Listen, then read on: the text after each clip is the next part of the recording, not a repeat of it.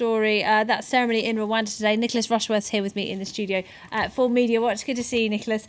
Now, Rwanda, 20 years after this terrible genocide. I mean, this is a country that has really made leaps and bounds over the past 2 decades, and you've been looking at some of the international reaction to what's been happening.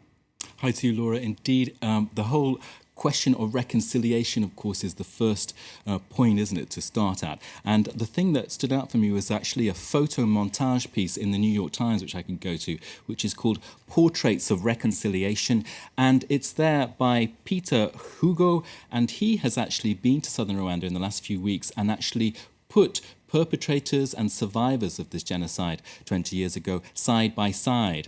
And it's an extraordinary document to look at. It's the photos are very powerful, and then there is just one statement by each person. So I can go to one that stood out for me here, a couple. On the one side, you've got the man, the perpetrator, Godefroid Mudaher Anwa. Now, he burned the woman's house beside him 20 years ago. He tried to kill her and her children. He obviously failed at that, didn't he? But he says that when he came out of jail, he ran away each time that he saw her. Now, her testament is that, well, when he came to my house and he asked for forgiveness and he got down on his knees, I did feel his sincerity. And now, when I need any help, he comes to rescue me. Wow, when I need him, stuff, yes, exactly. Really I call him. So, you know, when I face any issue, I call him. So really incredible stories there of reconciliation. Yeah, absolutely. Okay.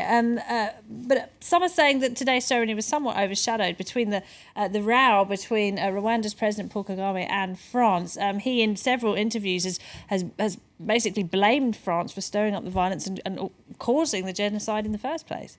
Well, he did that last week, didn't he, in that magazine, Jeune Afrique. I can go to it here, there. Jeune Afrique last week accused France une nouvelle fois. So once again, it's not new, this accusation, but it's actually a bit fresh on a day of supposedly reconciliation. Of course, especially France when the French not included weren't at there, all. right. Yes, basically Kagame said Belgium and France had played a direct role in the killings. French soldiers had been accomplices and actors. Now, this piece here on France Culture is one website which is leading on this whole question of new revelations, and it says it has that from a statement by this man, Guillaume Ancel, who was a French military officer at the time in 1994. We can look more closely at him here.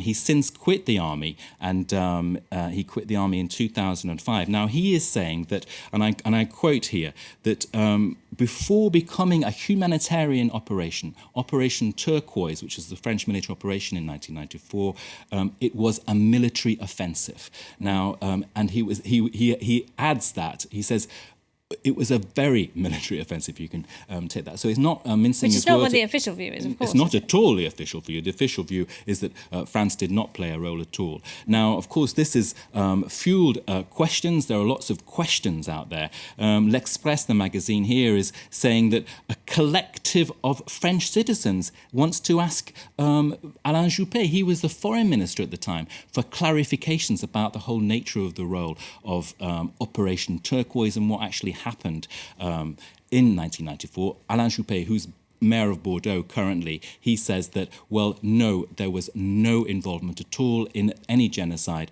as far as France was concerned. And Edouard Balladur was look at basically this. called Paul Kagame a liar today, didn't Well, look at this headline in Le Lab Europe 1. Edouard Balladur saying the only solution to this is to lift the defence secrecy and just actually go to the files. Declassify all those yes, documents. absolutely, Yeah. declassify all the documents. All right. So that whole issue is, the French media are covering this in full, and all the darker bits of it as well. Okay, well, let's talk about something else, because France, of course, has a new Prime Minister.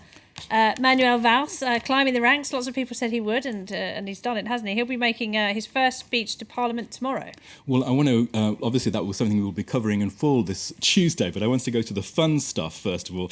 Look at this tweet saying, fish-hating, gluten-free Manuel Valls is driving Matignon's chefs mad. And it turns out that Manuel Valls He's a bit of a health freak, well, is he? no, not at all. He's got health issues. news. He needs everything to be gluten-free, and that he can have no French pastries. Can you believe it? Out goes the lemon tart. That's cruel. It is, yeah. So he's a red meat eater, no fish. He's not sleeping either at Matignon because his wife is too busy rehearsing for an upcoming concert.